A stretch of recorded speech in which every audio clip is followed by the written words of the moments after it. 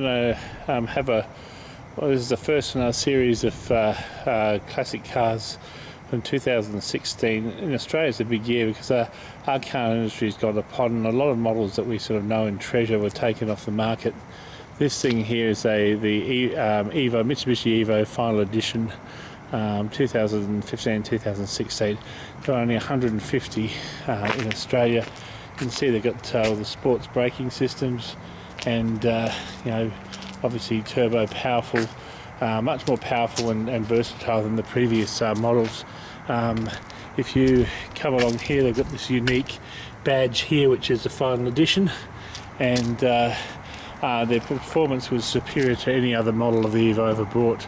So yeah, anyway, it's a pretty hot little number, and obviously I'm lucky enough to be in a position to have a little ride in one of these, but that's what it looks in the cab. Not the most luxurious pointed thing in the world, but I mean the seats are fairly comfortable.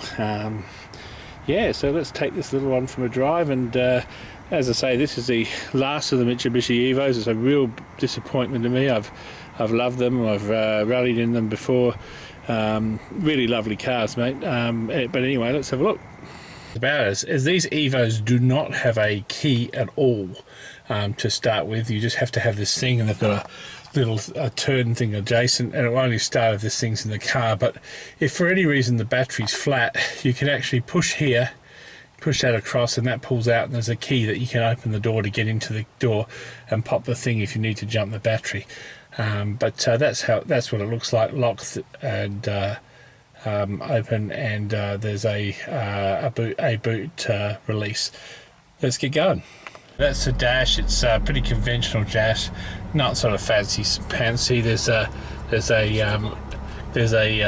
audio there as well, but it's not the most fancy dash in the world. But it's really with the exception of a roll cage, it's got rally suspension, rally brakes. It's really a rally car rather than a road car.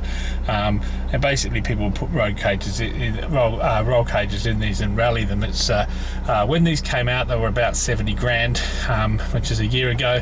I think they're pretty well held their value because there's so few of them. This one had to have a rim replaced to replace the rim on the wheel. That it cost almost 2 grand just to replace the alloy rim. So the parts for this thing are just insane. Handles beautifully, just hugs the road. It's got this thing called tarmac mode, which makes it stick to the road like nothing else you've ever seen. It's quite amazing. Only one thing I would fault it on is the top end gears are a little bit, you probably could do with a 6th gear, but I mean the pickup in this baby is just phenomenal, you know. It doesn't drift, it doesn't bump around. It is quite low to the ground, so bigger bumps you really do feel them because it's really rally suspension. It's not sort of yuppie fuck comfort suspension. It can get around corners at reasonably high speed. It can, obviously if you go around corners in tarmac mode, unless you're really being stupid, it's hard to sort of do any drift or sliding sort of stuff because it just holds the road so damn well. Obviously, the street speed limit around here is about 70 k's an hour, because I can't really thrash it because the coppers are out tonight. But it's really got a lovely pickup. This car, it's quite incredible. The standard model in front from I think it's maybe this year or the year earlier, but the difference between the Lancer, which is around about it's 15 grand or 12 grand depending on the model, even 20 on the top models, and this is a completely different car.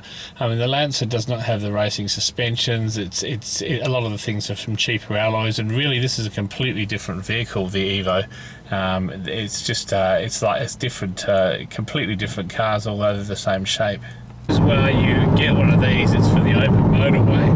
Now there is actually quite a bit of noise. Even though it's in 5th and higher end, it does make a bit of noise. And that's one of the criticisms I was thinking is, could it need a extra gear? So I'm 5th and I'm doing around about 100, and it likes that. It doesn't like being on fourth, but you can go a hell of a lot faster than this thing, allegedly, and it just makes more noise, but it still has a lot of grunt to get it up to the 200 mark or beyond. So that's 200 k's per hour, but it can easily do that. I guess the thing is, I mean, another gear on 6-cylinder, would that be worthwhile? And that's something that I mean, obviously for a road car, no, and for a rally car, when you're going on dirt roads, you're probably not going to need more than the 5th gear. But if you were going to use this on a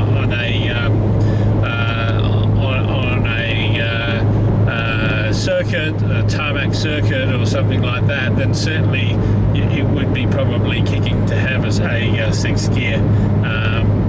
But again, it was sort of designed as an all-wheel drive rally car. For many years it went in competition with the Subaru, and yeah, it's a pretty sleek beast, you know. It runs nicely, and as I say, it's got a lot of acceleration at all ranges. The most important thing though is you have to keep the revs up. You have to, with your manual, you have to be good at gear changes, otherwise you can lose some power. If you change into a gear and you're under revved, the turbo lag on it becomes really apparent, but otherwise you don't notice it at all.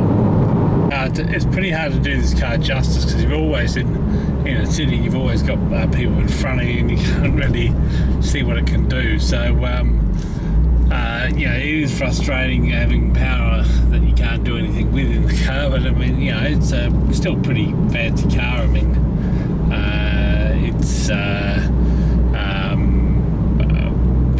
basically reasonably comfortable seats. So it's not a luxury car, but it's well made in terms of gearboxes, brakes, etc. And it's basically, really for the price you pay for it, it has the quality of brakes and engine and other things that you'd expect at a much higher level of a car. And yeah, okay.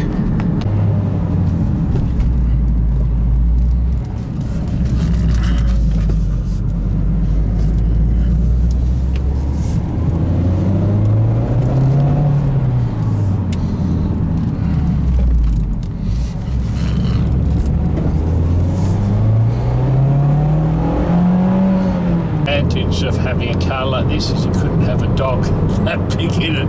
Man, that's one big fucking dock. Wow, I don't think it would fit in here with me in the Evo. Shit, man, that's one big animal. Okay, again, another little run.